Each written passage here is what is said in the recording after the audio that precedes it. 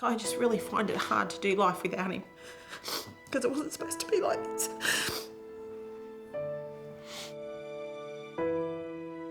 It's heartbreaking. A senseless act, another life lost too soon. It's horrendous. It shouldn't happen. And unfortunately it did. They don't get it that death is forever. There's no reset button, you just can't come back for it. Jack Beasley should be celebrating life as an 18-year-old, but instead his family is fighting for his name to never be forgotten. It was December last year. Jack, a talented footballer, had just graduated high school and was marking the milestone with mates on the Gold Coast. He was such a good kid. He was funny, he was a real character. But tragedy was just around the corner. On a street in Surfers Paradise, Jack and his friends were allegedly confronted by another group of teens, complete strangers, when a scuffle broke out. Jack was stabbed, so too was one of his mates. In the middle of Surfers Paradise, it's supposed to be a happy place. Police and paramedics did all they could, but Jack couldn't be saved. He was there one minute, gone the next, just like that. Parents Brett and Belinda Beasley given the most devastating news their son would never be coming home just 2 weeks before Christmas. That was real hard. Sit out there, Christmas Day. Had to open his present that he gave me, you know. So imagine that. Imagine having to open your dead son's present. It just affects so many people and so many people's lives. And these are young kids. They shouldn't have to be going through anything. They shouldn't have to be going through anything like this, like Jack's friends. None of them should be. Jack's one of 3 teenagers tragically killed as a result of youth knife incidents on the Gold Coast in the past 12 months.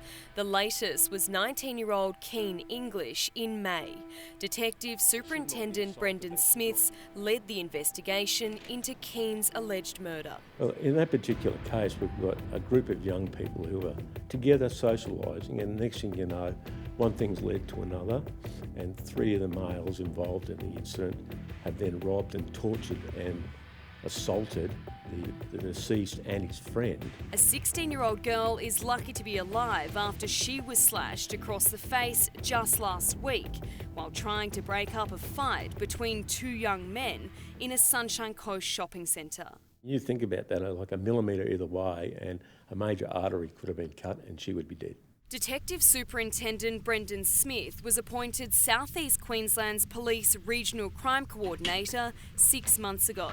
He's been in the service for almost 40 years and says he's sick of seeing the youth of today carrying knives. The perception that we need a knife to protect ourselves is ridiculous. No one should be carrying a knife in a public place without an lawful excuse. These teens don't seem to care, boasting about their weapons on social media. They're bullies and they feel emboldened by carrying knives, and then next thing you know, people are dead. And they don't seem to care, they don't get it. I can't stress it enough. Life is not a video game. There is no reset button. The 2 options are death or jail. 5 teens, one just 15, have been charged with Jack Beasley's murder.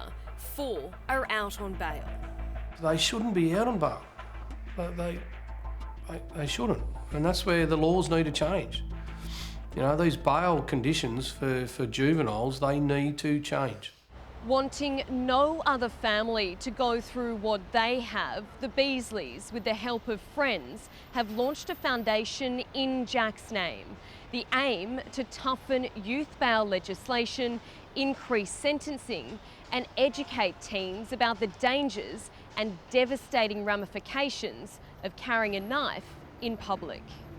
But there's a lot of legislation around the youth justice laws and the bail revokes and all that type of stuff that really need to get looked at and changed.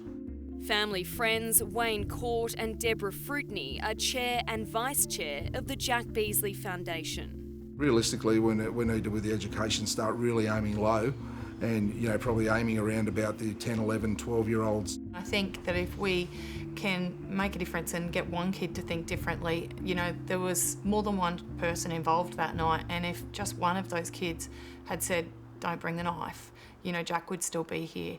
This type of incident is not, unfortunately, it's not confined to the Gold Coast. This is a state, national and global issue. So this message needs to get out through as many forums as possible. Police have praised the Beasley's mission to save young lives. Gold Coast District Officer Chief Superintendent Mark Wheeler. We need to acknowledge the Beasleys for their incredible passion behind it, the dignity that they've shown throughout this, and their desire to turn something so tragic into something good. Here at Jack's beloved football club, where he was a member from the age of 5, his name will live on forever in this touching tribute. We just need to keep Jack's name and his legacy alive. That's my goal as a father. You can't let go. You just can't.